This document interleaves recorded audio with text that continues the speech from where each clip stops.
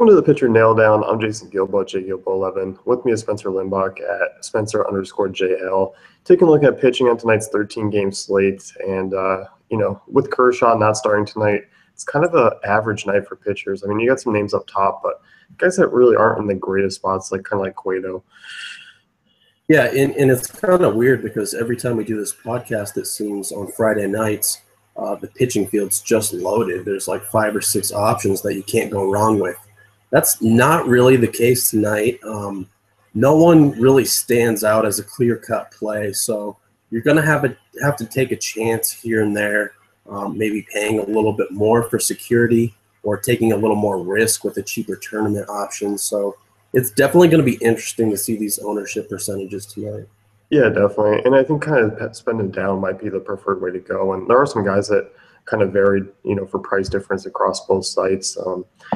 And jumping into the first game here, you got Royals and Phillies, and one of those kind of tournament options stands out in this game, and that's Ian Kennedy against Jeremy Hellickson and the Phillies. And Kennedy, kind of a moderate price tag on both sites. Obviously has some strikeout upside. Has not pitched great on the road this season, but I think against the Phillies offense, he's a viable GPP option. Yeah, and I think emphasis there is on the GPP option because earlier this month he's been pretty terrible. I mean, you look at that start at the White Sox where he got shelled, at the Mets, who, hadn't been swinging the bat very well at all, and they managed to get to him. But then his last start versus Houston, pitched a gem, 7 innings, just 3 hits allowed, 11 strikeouts, 63 FanDuel points. And pretty good matchup here against the Phillies. But the reason that there's a lot of risk, including his kind of shaky recent past, is that he's transferring from Kauffman Stadium, a ballpark that really likes to hold his fly ball rate in, to Philadelphia there at Citizens Bank. So I think he could run into some trouble conceivably if the Philly bats get going, as we saw in their last series at Arizona. They kind of got kick-started a little bit. So I think that's the risk-reward here. You don't know which version of Kennedy's going to show up. And the ballpark, it really doesn't cater to his fly ball pitching style. But that being said, the Phillies do rank bottom 5 in most major hitting categories. So that's kind of the risk-reward equation you're looking at. Yeah, definitely. And, you look at it as far as a win, Vegas, it really isn't a high favorite for the Royals kind of getting this win. Jeremy Hellickson's been respectable of late. So I do think run support, probably not as high on as I would be maybe a month ago when Hellickson wasn't pitching as great. So I think Kennedy, as you mentioned, high risk, high reward type play. But on this slate, I kind of feel comfortable more than I should using him. Right. And Hellickson on the other side, still, with the moderate slate, I'm not really looking at him. Right. I don't think he has much strikeout upside against the Royals today. No. Cubs and Mets here. Jason Hamill versus Jacob deGrom. Over under a 7. Chicago -112 favorites here. And for me, I kind of like Hamill more so than deGrom in this matchup. And I think that's just because of the recent stretch that the Mets have had. It's hard to target this Cubs team. And deGrom, has been relatively average at times this year. And I just think it's a tough matchup. And at his price, I don't really feel comfortable using him. Yeah, that's just the thing with this slate is that, your ace pitchers like deGrom, Cueto, we'll get into them later. They're expensive and they're not in the greatest situation where you can really justify that price tag. So I'm with you on deGrom. I don't think I'm going to be targeting Jason Hamill anyway. I know the Mets have kind of sucked on offense as of late, but I don't see much strikeout upside with him, and I'd rather get someone with that high upside for a similar price point. We'll get into some of those guys a little later. Yeah, it's definitely understandable. Hamill's at a price tag that's generally around some other guys that we'll talk about. Looking at this Mets offense, that lineup is just fairly attractive to target against. Really, you kind of work around Cespedes and Walker and Asdrubal Cabrera, and then outside of that, you drop down and you're dealing with guys like Loney, and I can't even name you some of those guys in the back end right now. So, yeah. Oh wait, almost leading off now. So you look at Granderson, could possibly be out another day. I don't know. I think there could be some moderate upside for him. I don't think it's anything substantial, but I do think a quality start, maybe 5-6 Ks would be kind of my ceiling for him. So, Moving on here, looking at the Angels and Red Sox, Stephen Wright versus Luis Chassin here. Over under a 10. Boston big favorites minus 210 there. Wright, I mean, he's coming off a rockier start, I guess you could say, by his considerations. He's a guy who still always limits damage, but he's at a price tag that I just don't really find attractive anymore. He's kind of off my radar, and I'm not targeting the Angels against him, but I don't see myself really using Wright here. Yeah, and I kind of feel similarly that the price has really gone up over the past month or so, and there's some weather concern in Boston tonight as well. I mean, you're looking at 50, 60% here and there percent of precipitation, and I mean, I just don't know if you can really justify the price in that weather risk all into it, because we could get a potential delay, which, as we know, really kills the pitching, could really end their night earlier than expected. So on top of that, the wind's blowing out to left, 15 miles per hour. So, I mean, you just take all that into consideration. I don't think you can go with Stephen Wright tonight.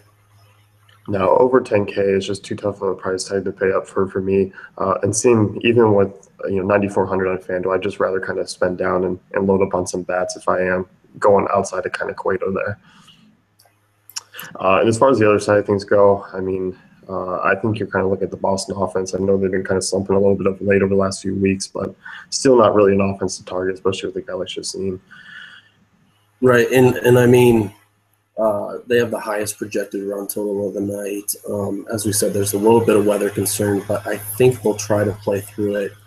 Maybe a delay here and there, but a Boston stack is actually pretty affordable on FanDuel, which you don't see too often. So I think you can really stack against the Angels pitchers tonight, and pretty feel good about your chances in tournaments. Yeah, definitely. I did the stacking article today, and they came in. I mean, the prices are Betts and Bogarts are reasonably affordable, and even a Jackie Bradley Jr. there. So some decent value that we haven't really been accustomed to this year. What about Sandy Leon? Let's stop. Career what? Or no, he's going to hit 400 this whole season, right? Yeah, I mean, we might as well just trade away our young catchers. Tigers and Rays, the next one here, Michael Fulmer versus Drew Smyly. And Fulmer, I mean, he had his career, kind of start against the Rays where he had a monster outing. And I really like his price tag on FanDuel tonight. Much cheaper, 8,400. He's 10-9 on DraftKings. It's kind of a steep price tag. And you look at the Vegas, I mean, the Tigers aren't really heavy favorites. It's just basically a pick 'em. But I like Fulmer quite a bit. I think he offers some safety. I mean, obviously come off his last start, he had the dehydration issue, but really I think this is an offense that he can kind of tame and have another solid outing against. Yeah, and he hasn't pitched since June 22nd, so you have to consider that he's feeling refreshed, ready to go. This Tampa offense, they're really hit or miss, no pun intended, but sometimes they'll score 10 runs on you, like we saw them against Jordan Zimmerman last night, or sometimes they'll just not be there at all. Tampa has a relatively pitcher-friendly park, so that should help Fulmer a little bit. I'm thinking some people will be off of Fulmer just because of what the Rays did last night against Zimmerman, but I'm going to be on him. This is one of the guys I was talking about earlier when we were referencing Jason Hamill, and I said there's some similarly priced guys that I'd rather go with that have upside. And that is Fulmer on FanDuel. His price is a little heavy on DraftKings for me, but I just really like the strikeout upside. As you mentioned, he was awesome against the Rays last month. 7 innings, 11 strikeouts, just 4 hits allowed. Obviously, you're not expecting a repeat performance, but it's nice to know he has that upside in his back pocket. Yeah, definitely. And you look at that Rays strikeout rate against righties this year, it's been sky high. 25%. And you look at Fulmer, decent swinging strike rate, right around 11%. Been a quality guy this season. And he's had that stretch where on FanDuel, he's cash game playable for me. And I think that's kind of where I'm going to be heading just because guys like Cueto and DeGrom aren't in the safest spots. And you can kind of spin down and get some bats still. So. Smyly on the other side, I think there's just too many right-handed bats for me in this Tigers lineup. I know the Tigers have been kind of hit or miss this season too. Obviously, look at last night. They did all their damage in the 9th inning, scoring 8 runs. So for me, I'm not really looking to use Smiley. I'm not really looking to jump at him either, outside of maybe a couple of guys. Right, and you have to consider that Smiley is actually more expensive, $200 more expensive than Fulmer on FanDuel. So that kind of makes the decision a little easier on who you're targeting and who you're not. Yeah, definitely. Marlins and Braves, next one here, Justin Nicolino versus Julio Teheran. Over under 7.5, Atlanta minus 115 favorites. Teheran, I mean, the Marlins offense has been kind of coming around. And you look at Teheran, obviously he's been really solid this season. For me, I don't know. I don't see much here. I just think the Marlins strikeout rate really isn't what it used to be. And I just think he kind of puts together a solid start, but I'm not sure if he quite meets his price tag. Right, this is a tournament option. Tehran would easily be one to ignore on a normal Friday slate, as I was saying earlier. But tonight, with no clear-cut front runner, I think you can consider him as a tournament option. He's been pitching a lot better as of late. 7+ strikeouts in each of his past 5, and that includes some pretty good lineups like the Dodgers at LA. So I like him that he's pitching really well. He's really finding his groove. But in the terms of run support, even going against a struggling pitcher like Nicolino, you can't really count on the Braves to get him that win, and you really kind of need that out of Julio to justify his price point here. Yeah, an 11-7 on DraftKings is really steep. I rather spin down to a Fulmer at that point, or go down even lower. And as you mentioned, I mean, Nicolino's struggling. But, maybe Jeff Francoeur has a 2-home-run night, and maybe that's all the run support he needs. Adonis Garcia is an okay swerve at third base, 2,500 on FanDuel. I think he's priced up a little more on DraftKings. But he's about the only guy I would target on that. But Nicolino is definitely not someone to target either. I mean, you're looking at virtually no strikeout upside. This is a guy who lost his job earlier several weeks ago, getting called up to make a spot start tonight. So, yeah, I'm not going there. No, definitely. And usually lefties against the Braves have been money this year, but tonight's really not one of those cases, and that's just kind of how bad Nicolino is. Rangers and Twins, the next one here, you got Martin Perez versus Irvin Santana. Over under 9.5. Both these teams pretty high run totals. I'm just staying away. I think both these offenses, Twins have been hitting better of late, and those righties kind of scare me off Perez. And Santana really hasn't been that great either. Really, I think Perez might have a decent outing, but the thing is he doesn't strike anyone out. He doesn't pitch deep into the game. So he is not a fantasy pitcher even when he's on. So I don't really like him for that reason. Then you have a kind of a heating up Minnesota offense. Brian Dozier's on fire right now. By the way, only 3.1K on FanDuel. I was looking to fade him today, but FanDuel has more of a dynamic pricing lately where, I mean, the salaries are just all over the board. I think Dozier was like 3.8 the past 2 days. Now he's 3.1 at home with a lefty. He's homered in like 4 of the last 5 games. So it's really hard to pass him up at 3.1 there. I think I'll lock him in. But on the other side, Irvin Santana, as you said, probably not going to look to him as a pitcher. Actually going to target against him in certain situations. He's a little bit susceptible against left-handed hitters. Hasn't been very good this season. And as we know, Texas, they're heating up. Prince Fielder's finally coming into form. Chu is on fire right now also. So I think Santana's someone to stack against if you're looking at the Rangers in certain spots for good price points. Yeah, definitely. And I always think kind of people are kind of turned off by target field games somewhat too. And in the summertime, I mean, I know you know this, we've talked about this before, things heat up and that ballpark actually becomes pretty friendly for hitters. Yeah, the only reason it was considered a pitcher-friendly park is because of those cold weather games. But especially with this Twins pitching staff, they kind of help turn it into a hitter-friendly park too. So, and Santana has not been immune to that notion either. No, definitely not. Heading to another hitter's park here, you got the White Sox and Astros. Miguel Gonzalez versus Mike Fiers, 8.5 over under. For me, the only thing that Fiers kind of has going for him, he's a decent favorite for a win. But this White Sox offense, I mean, they've kind of been frustrating this year. I mean, they've kind of flopped out in good matchups, and This is one where I think it kind of could go either way. I'm not really looking to use Fires. I kind of actually want to pick on him a little bit with some of those top half of the order guys. And Miguel Gonzalez on the other side. This game's just kind of another stay away for me. Right. I'm definitely going to stack against Miguel Gonzalez. I think those left-handed hitters of Houston are definitely people to look at tonight. But as far as Fires go, I'm a little bit torn on him. I think if you really want to be different and get someone a little cheaper than, say, Fulmer, players in that level, talking more towards FanDuel, I think Fires is an okay fallback option. He's in great position to get the win, should get a lot of run support. The strikeout rate has kind of jumped all over the board. But the White Sox are actually a bottom 10 offense in terms of actually WOBA against right-handed hitters. And they strike out. They're top half in the league in strikeout rate. So I'm a little bit intrigued in Fires, but that's only as like if you're trying to be different on purpose type of thing. Because, I mean, the pitching slate, there is no sure thing. So I think you can pivot off of some of the more popular selections and do it conceivably in good faith. Yeah, I mean, I think a 6,900 look as far as an SP2 on DraftKings could be an intriguing tournament option, especially if you're paying up for one of those high-priced teams like the Sox or like the Astros themselves. So he's pitched better at home. Still not a guy, I mean, obviously he's just solely a GPP-only type play because you really can't trust him. And as you mentioned, the White Sox offense, yes, they have some decent names, but really they haven't really performed this year and have been inconsistent. So could be an option. I don't find myself having really any shares unless he just somehow fits into one or two lineups, but I think it's kind of a pass.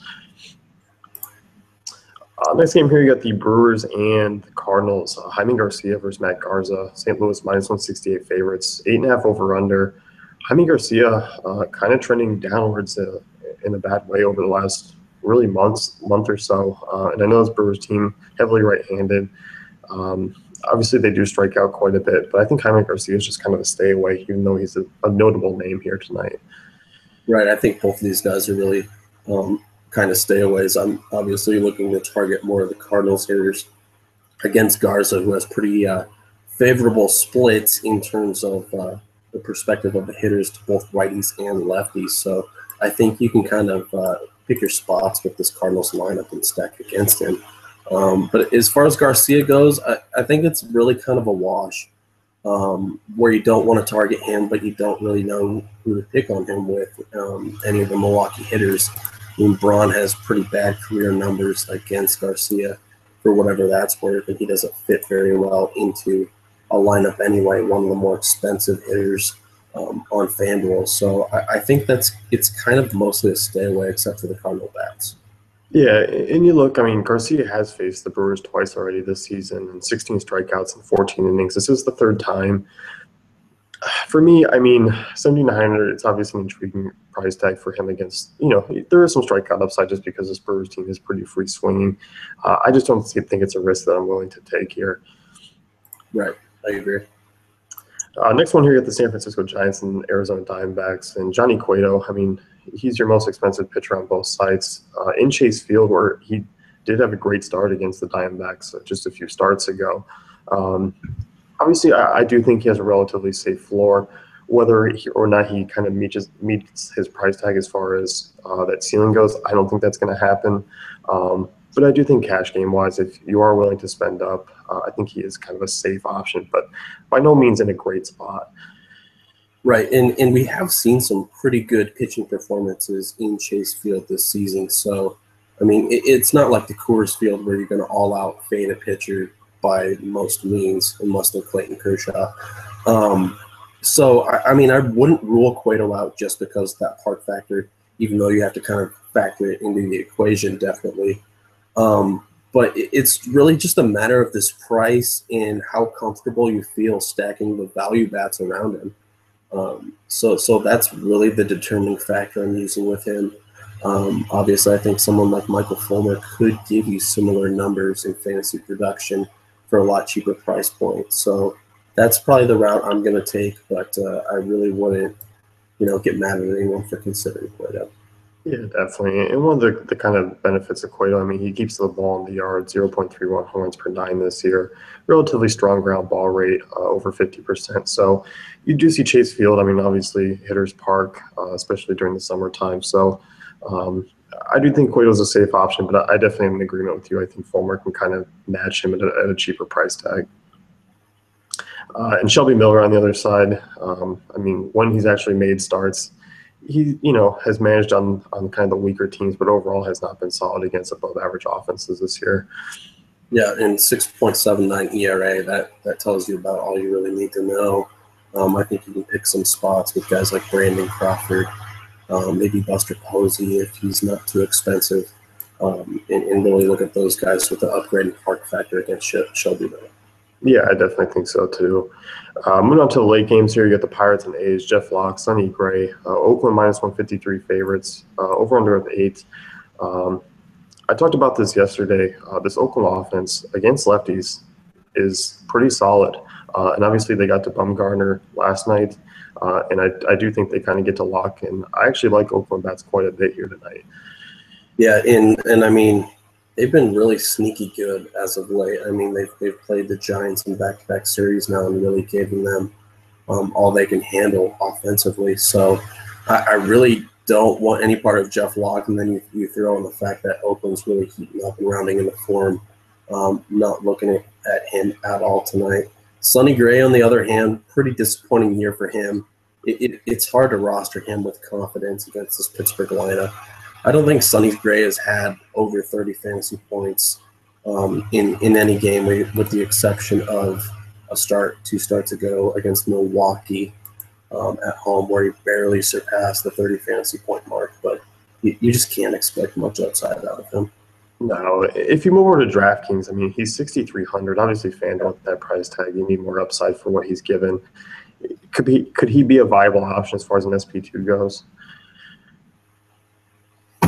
I think maybe, but there's another guy that I'd rather look at for a cheap SP2 play that we'll get into here in a little bit, if that's enough foreshadowing for you. Yeah, I think you're going with it. Moving on to the next thing, you got the Orioles and Mariners. Kevin Gausman versus LeBlanc. Over under of 8. Seattle minus 108 favorites, so basically a pick 'em there. These two offenses have kind of always been stay away guys, or teams for me to target against. I mean, Gausman obviously come off a strong start against the Rays. For me, I don't think he gets enough here upside, or really, I mean, I think the floor is relatively low for both these guys. So I think you could actually look at some guys for offense here. I know Safeco's actually been kind of friendly of late for home run power. So for me, I'm just kind of staying away. Yeah, and the Mariners really love playing at home. I saw a graphic the other day where I think they're third in the league in home runs at home, which is amazing considering Safeco is kind of moderate. Maybe it's a little better to left-handed power, but moderate overall in terms of park factor. Kevin Gausman, obviously, I mean, he throws really hard, and sometimes that ends up biting him. So I really won't look at him on the road tonight. And the main question in this game, from my perspective, is what Orioles do I want, and how much exposure do I want against Wade LeBlanc, the lefty? He's relatively unproven. Obviously had a decent start in his last go-around against the Cardinals, but as we know, the Cardinals against lefties don't really mix very well. I think this could definitely be a different story against Baltimore. Yeah, I definitely think so too. And the Orioles, I mean, aren't necessarily that kind of.